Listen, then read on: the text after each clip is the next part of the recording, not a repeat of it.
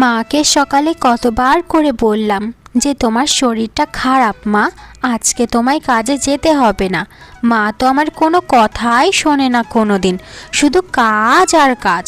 সেই ছোট্টবেলায় বাবাকে হারিয়েছি, এখন যদি তোমাকেও হারিয়ে ফেলি মা, তুমি তো জানো না আমার কি হবে। মনটা একদম মানছে না আমার, আমাকে একটু যেতেই হবে। দেখি গিয়ে মা ঠিক আছে কি না। সকালে তো তাড়াহুড়ো করে না খেয়েই মা চলে গেল কাজে। এই অসুস্থ শরীর আবার না খাওয়া, যদি কিছু একটা হয়ে যায়। না না না না না, এত শত এখন ভেবে লাভ নেই, আমাকে যেতেই হবে। যাই, এখনই রওনা দিই, রাস্তাটা তো আর কম দূরে নয়। তোমাদের মতো কাজের লোকেদের এই একটাই সমস্যা, তোমরা কি কাজ করতে আসো নাকি মামা বাড়ি আসো? একটা কথা সব সময় মনে রেখো, এটা কাজের জায়গা, মামা বাড়ি নয়। মাইনে নেওয়ার সময় তো খুব আগেই হাত পেতে থাকো, আর কাজের বেলায় শুধু ফাঁকিবাজি নাকি? এসব কিন্তু এখানে একদমই চলবে না। যদি সঠিকভাবে মাইনে পেতে চাও তাহলে সঠিকভাবে কাজ করতে হবে। আমার ঘরটা গোছাতে তোমার 1 ঘন্টা সময় লেগেছে। এতক্ষণ যদি তুমি আমার ঘর গোছাতে নাও তাহলে বাড়ির আর কাজগুলো কখন করবে? হ্যাঁ ছোট মালকিন, আসলে হয়েছে কি, সকাল থেকে শরীরটা খারাপ ছিল, তাই সকালে ঘুম থেকে উঠতে একটু দেরি হয়ে গেছে। তাই একটু দেরি হয়ে গেলেও আমাকে ক্ষমা করে দিন মালকিন, আমি কোনো দিনও আর দেরি করে আসবো না।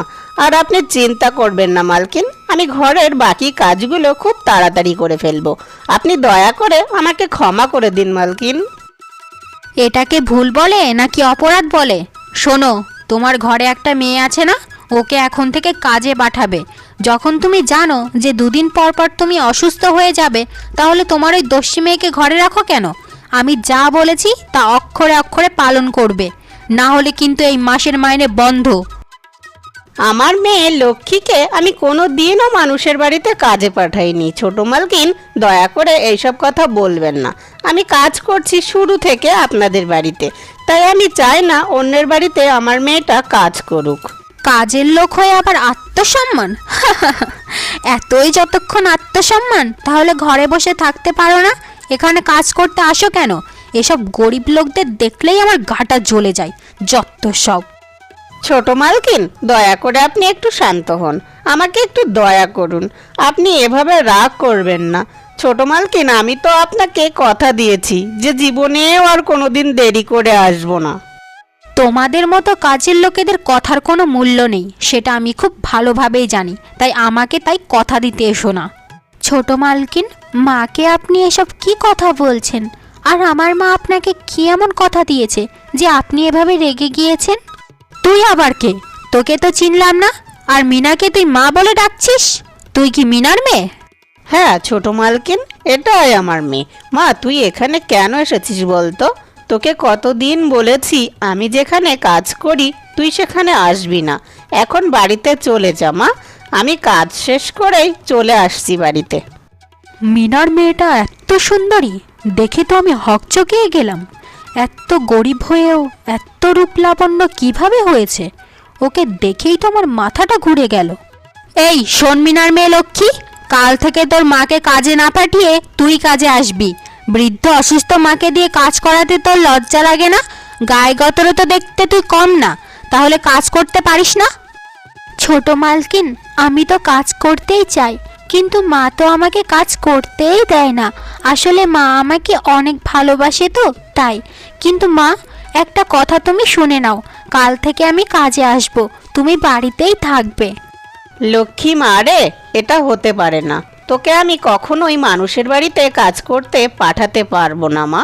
তুই আমাকে এই কথা কখনোই বলিস না, আমি সইতে পারবো না। মা, তোমাকে আমার দিব্যি রইল, যদি আমাকে মানা করো তাহলে কিন্তু আমার যা তা হয়ে যাবে। এখন তুমি বাড়িতে চলে যাও, বাকি কাজগুলো আমি করব। ঠিক আছে মা, তোর দিব্যি যখন দিয়েছিস তাহলে তো আর মানা করতে পারি না। তুই তাহলে কাজ করিস। অনেক ধন্যবাদ তোমাকে মা, অনেক খুশি হলাম তোমার কথা শুনে। বাবারে বাবা, যাত্রার আসর শুরু করে দিয়েছে। তোরা কি কাজের লোক নাকি আমি কাজের লোক? যা তো, যে যার মতো গিয়ে এখন কাজ কর, এখানে দাঁড়িয়ে সংসেজে থাকতে হবে না। আর শোনবি না, তোকে আর এখানে থাকতে হবে না, বাড়িতে চলে যা। আচ্ছা মা, একটা কথা বলো তো, মিনার যে মেয়ে লক্ষ্মী না, আমাদের নতুন কাজের লোক, ওই মেয়েটি কি আমার থেকেও সুন্দরী? তুমি কিন্তু সত্যি করে বলবে মা, মিথ্যা কথা কিন্তু একদম বলবে না। তোকে কি আর বলবো, সত্যি কথা হচ্ছে তো ও তো তোর থেকেও অনেক সুন্দরী। আমি একটা কথা কখনোই বুঝতে পারি না বাপু, ও কাজের মেয়ে হয়েও এতটা সুন্দর থাকে কি করে, যেটা তুই এত সাজ সজ্জা করেও হতে পারিস না। সে যতই সুন্দর হোক না কেন, সে তো থাকবে তোর পায়েরই নিচেই। মা, পায়ের নিচে থাকুক আর মাথার উপরে থাকুক, সে তো সুন্দরী, সেটা তো মানতেই হবে। আমি ওকে এমন জ্বালানো জ্বালাবো না, যেটা দেখে ওর মাথায় বাজ পড়বে। আমার একদম সহ্য হচ্ছে না ওকে। সহ্য যখন হয় না, তাহলে তুই ওকে কাজে রেখেছিস কেন? তোকে কি বলেছিলাম যে মাতব্বারি করে ওকে কাজে রাখ? ওকে কাজ থেকে বের করে দিলেই তো হয়। না মা, আমি ওকে চূড়ান্ত অপমান না করে কখনোই কাজ থেকে তাড়াবো না। মাইনের সময়টা শুধু আসতে দাও, তারপর দেখাবো আমি কে। মা, আজকে আমাদের ফসলগুলো একটু দেখতে যেতে হবে, আর ঘরেও তেমন কিছু নেই রান্না করার, তাই রামু কাকার দোকান থেকে কিছু একটা বাকি চেয়ে নিয়ে আসবো। তারপর ফসল তোলার পর সব টাকা শোধ করে দেব। আর মা, তুমি যে কাজ করছো এতদিন, সেই টাকাটাও তো তোমাকে এখনো দেয়নি। বেতন কি তুমি চাওনি? মারে, বেতন কি আর চাইনি? বেতন তো সেই 5-6 দিন ধরেই চাচ্ছি, কিন্তু দিচ্ছে না। মানুষের বাড়িতে কাজ করে করে কিছু টাকা জমিয়ে তোকে দিয়েছিলাম, সেই টাকা দিয়েই তুই তো একটা ভালো ধানের জমি করেছিস। আসলেই তোর বুদ্ধি আর পরিশ্রমের কোনো তুলনা হয় না রে মা। মা, আমি কি চেয়েছিলাম জানো? যে সারা বছরের খাবারের খোরাকটা যেন নিজেরাই করতে পারি। আর তুমি কষ্ট করে কাজ করো মা, তাই যেন তোমার কষ্টের টাকা বৃথা না যায়, সেই চেষ্টাই আমি করি। এখন থেকে আমিও কাজ করব, আবার ফসলের জমিও দেখাশোনা করব। মা, তুই এত কিছু সামলাতে পারবি না, তোর খুব কষ্ট হয়ে যাবে। তোর বাবা যদি আজ বেঁচে থাকতেন, তাহলে তোর এত কষ্ট কখনোই হতো না। জানিস লক্ষ্মী, তোর বাবা যখন বেঁচে ছিলেন তখন আমাকে আর তোকে খুবই ভালোবাসতেন। তোকে সব সময় লক্ষ্মী মা বলে ডাকতো, আর বলতো যে দেখো আমাদের মেয়ে একদিন খুবই ভালো মনের মানুষ হবে। বাবার কথা আমার আধো আধো মনে আছে মা, তখন তো আমি খুবই ছোট, তাই বাবাকে অতটা মনেও করতে পারি না। কিন্তু বাবা সবসময় আমার আত্মায় জড়িয়ে আছে মা। মা, রান্না করা আছে, তুমি খেয়ে নাও। আমি তাহলে মাঠের দিক থেকে একটু ঘুরে আসি। ঠিক আছে, যা মা, সাবধানে যাস কিন্তু।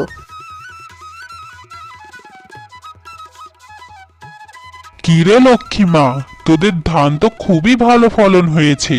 এবার আমাদের গ্রামের সব ক্ষেতের ধানের থেকে তোদের ধানই সব থেকে বেশি হয়েছে। আমাদেরকে কিন্তু এবারে মিষ্টিমুখ অবশ্যই করাতে হবে, না হলে কিন্তু আমরা মানব না রে মা। আচ্ছা বিষ্ণু কাকা, মিষ্টি আপনাদেরকে খাওয়াবো। আপনাদের প্রার্থনা আর উপরওয়ালার দোয়াতেই তো এটা সম্ভব হয়েছে, না হলে এটা কখনোই সম্ভব হতো না। আর এবার শুধু আমাদেরই ধান নয়, এই গ্রামের সকলের ক্ষেতে ধানই অনেক ভালো হয়েছে। আমরা গ্রামবাসীরা একটা কথা ভেবে খুবই অবাক হয়ে যাই রে মা। তুই একটা মেয়ে হয়ে কিভাবে সংসারের হালটা এত ভালোভাবে ধরেছিস? আসলে সবই পরিস্থিতি কাকা। আজ বাবা নেই বলে আমাকেই সংসারের হালটা ধরতে হচ্ছে। তবে আমার এতে কোনো আফসোস নেই কাকা, আপনারা শুধু আমাদের জন্য প্রার্থনা করবেন, এইটুকুই। তা তো অবশ্যই মা। তাই এখন তুই কোথায় যাচ্ছিস? এই একটু মুদির দোকানে যাব, কিছু খাবারের জিনিসপত্র আনা লাগবে। তাহলে আমি আসি কাকা, আপনার সাথে পরে কথা হবে।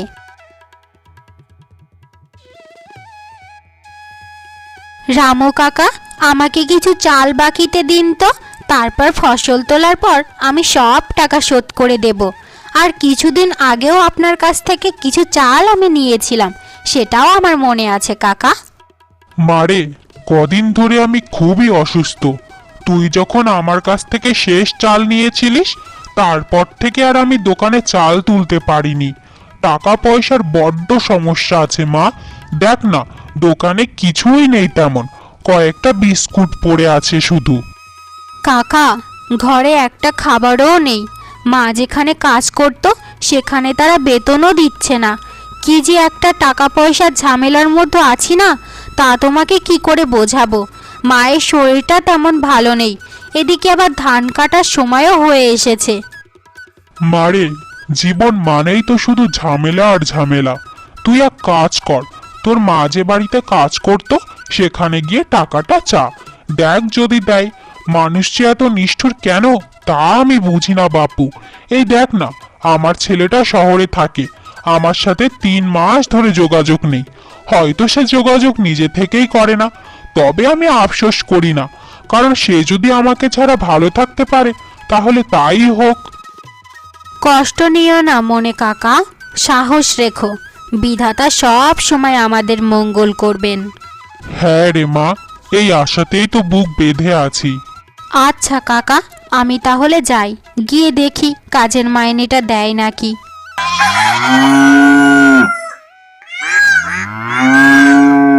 কাজের বেলায় ভালো মতো কাজ করিস না, আর মাইনে নেবার সময় তাড়াতাড়ি চলে আসিস মাইনে নিতে, তাও আবার তুই আমার পা ছুঁয়েছিস। তোর কত বড় স্পর্ধা, আমার পাটা দিলি তো নোংরা করে। ছোট লোক কাজের মেয়ে। বাবা, মা, তুমি এখনই একে কাজ থেকে বের করে দাও, আর একটা টাকাও ওকে মাইনে দিও না। অতিবার তোরা বেড়ে গেছিস। তোরা মা 2 দিন পর পর কাজে আসে, তাও আবার দেরি করে। তুই আবার কাজে আসতে শুরু করেছিস, তাও আবার 2 দিন মাত্র হলো। নিজেদেরকে কি ভাবিস, জমিদারের লোক? হ্যাঁ, এক্ষুনি বেরিয়ে যা, তোদের কোনো মাইনে নেই। ছোট মালকিন, দয়া করে আমাদের মাইনেটা দিয়ে দিন না, ঘরে খাবারের সংকট। মা খুবই অসুস্থ, আর মা তো নিয়মিতই কাজে আসতো, শুধু একটু দেরিতে এসেছিল একদিন। তার জন্য এত বড় শাস্তি দেবেন না, আমাদেরকে দয়া করুন। আমাদের মাইনেটা আপনারা দিয়ে দিন, আমরা কষ্ট করে কাজ করে খাই। দয়া করে মাইনেটা আপনারা দিয়ে দিন, এরকম করবেন না, ওপরওয়ালার কাছে এসব সইবে না। অসভ্য মেয়ে, আবার আমাদেরকে অভিশাপ দিচ্ছিস? আমার মেয়ে যা বলেছে তাই শেষ কথা। তোদের মাইনে আমরা দেব না, যা কি করবি কর। আর শোন, কাল থেকে আর কাজে আসবি না, অনেক কাজ করেছিস, তোদের কাজ একদম ভালো না। এখন চুপচাপ বের হয়ে যায় এখান থেকে, ছোট লোক গরিব কোথাকার। সাহেব, আপনাদের তো অনেক টাকা পয়সা, আমাদের কটা টাকা মাইনে দিলে আপনাদের টাকা পয়সা কম পড়বে না। যেই টাকা দিয়ে আপনারা একবেলা খান, সেই টাকা আমাদের পুরো মাসের খাবারের খরচ। আমাদেরকে দয়া করুন সাহেব, আমাদেরকে দয়া করুন। এই মেয়ে, তুই কি ভালো কথা শুনতে পাস না? তোকে সবাই বলছে যে মাইনে দিতে পারবে না, তখনও তুই কুকুরের মতো ঘেউ ঘেউ করেই যাচ্ছিস। যা যা বলছি, আমাদের বাড়ি থেকে বের হয়ে যা। তোদের মতো ছোট লোকদের আমরা কখনোই আর কাজে রাখবো না। তোর মা ছিল কাজের নিষ্কর্মা, আর তুই হচ্ছিস ফাঁকিবাজ, দুটোই এক ঘাটের মাঝি। ঠিক আছে সাহেব, আমি চলে যাচ্ছি, আমার মাইনের কোনো প্রয়োজন নেই। তবে আমি বিধাতার কাছে বিচার দিয়ে গেলাম, গরিবদের পরিশ্রমের টাকা যদি আপনারা খেয়ে থাকেন, তাহলে এর বিচার তিনি নিশ্চয় করবেন, নিশ্চয় করবেন। আপনারা যে জমিতে বাড়ি উঠিয়েছেন সেই জায়গাটা হচ্ছে সরকারি। আমি হচ্ছি একজন ডিফেন্স লয়ার, সরকার থেকে আমাকে পাঠানো হয়েছে। এখানে সরকারি হাসপাতাল হবে, আপনাদেরকে এই বাড়ি ছেড়ে চলে যেতে হবে। যদি আপনারা সরকারের আদেশ না মানেন তাহলে আপনাদের কঠোর থেকে কঠোরতম শাস্তি হতে পারে। তাই আপনাদের এটাই ভালো যে আগামীকাল সকালেই বাড়ি ছেড়ে চলে যাওয়া। কিন্তু এই বাড়িটা তো আমি বানিয়েছি, আমি কখনোই এই বাড়ি ছেড়ে যেতে পারবো না। সরকারি জায়গায় বিনা অনুমতিতে বাড়ি উঠিয়েছেন, আবার বড় বড় কথাও বলছেন। আর একজন ডিফেন্স লয়ারের মুখে মুখে তর্ক করার সাহস কোথা থেকে পান আপনি? আপনি হয়তো মানবেন, না হয় আমাকে উপর মহলে কথা বলতেই হচ্ছে আপনাদের সাজা নিশ্চিত করতে। আমি গেলাম এখন। বাবা, এখন কি হবে? আমরা কোথায় গিয়ে থাকবো? আর তুমিও তো তেমন কোনো জায়গা জমি রাখোনি, শুধু এই বাড়িটাকেই রাজপ্রাসাদ বানিয়ে রেখেছো। কথা বলছো না কেন বাবা? উত্তর দাও, আমরা কোথায় যাব? আমি কিছুই জানি না রিম্পা, আমি কিচ্ছু জানি না। সরকারের লোক যখন এসেছে তখন আমাদের বাড়ি ছাড়তেই হবে, না হলে কিন্তু বড় বিপদ হয়ে যাবে।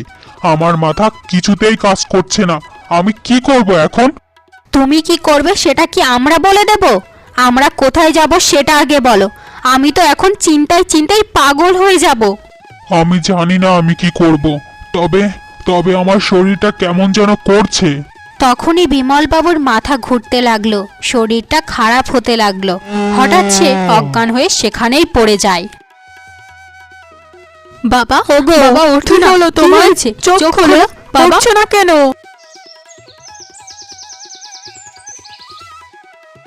আমরা সব কিছুই হারিয়ে ফেলেছি মা, সব কিছুই হারিয়ে ফেলেছি। শেষে আমাদের স্থান হলো গাছতলা।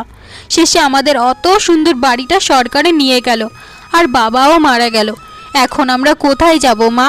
আমি তো কিছুই বুঝতে পারছি না। তোর বাবা যখন বেঁচে ছিল তখন কত করে বলেছিলাম যে তোকে একটা বিয়ে দিতে। যদি তখন তোর বিয়ে হয়ে যেত তাহলে তো তোর একটা শ্বশুর বাড়ি থাকতো। কিন্তু এখন আমাদের মতো ভিখারির মেয়েকে কে বিয়ে করবে? ভিখারি ছাড়া আমাদেরকে কারো বাড়িতে কাজ করতে হবে, বুঝেছিস? না হলে ভাতে কাপড়ে মরেই যাব। চল এক কাজ করি, জমিদার বাড়িতে যাই। জমিদার বাড়িতে তো অনেক কাজের লোক রাখে, সেখানে যদি দয়া করে আমাদেরকে কাজে রাখে। হ্যাঁ মা, তাই চলো।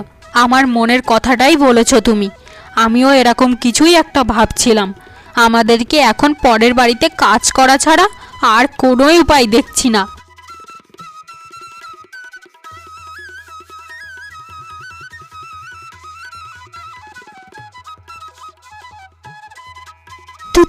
তুমি আমাদের বাড়ির কাজের লোক মিনার মেয়ে লক্ষ্মী না?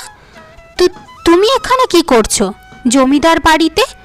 আর তোমার গায়ে এত দামি শাড়ি, এত সাজ সরঞ্জাম কেন? আরে তুই এত মাথা ঘামাচ্ছিস কেন? গতকালকে তো জমিদার বাড়িতে অনুষ্ঠান হয়েছিল, সেখানে ওকে বোধহয় নাচার জন্য নর্তকী করে এনেছিল, তাই ওর গায়ে এত সাজ সরঞ্জাম। এই লক্ষ্মী, জমিদার মশাই কোথায় জানিস তুই? তাড়াতাড়ি বল তো উনি কোথায়? জমিদার মশাইয়ের সাথে আমাদের অনেক কাজ আছে রে।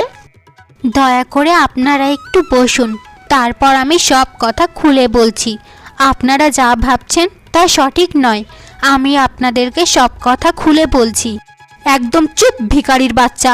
তুই আমাদেরকে কি কথা খুলে বলবি? তুই তো নিজেই একটা ভিখারির মেয়ে, ভিখারি আবার বড় বড় কথা। তুই বল, তুই নর্তকী নোস?